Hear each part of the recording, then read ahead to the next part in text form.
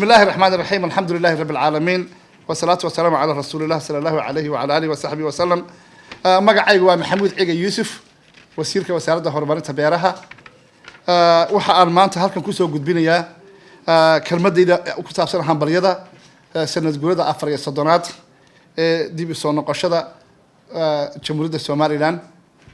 18 May waa maalintii ku astaysan qarannimada Soomaaliland. 18 May waa maalinta astaanta dawladnimada Jamhuuriyadda Soomaaliland. sidaa daraadeed waxaan hambalyo iyo bogaadin u dirayaa dhammaan shacabweynaha Jamhuuriyadda Soomaaliland meel kasta ay kaga nool yihiin dunida daafaheeda.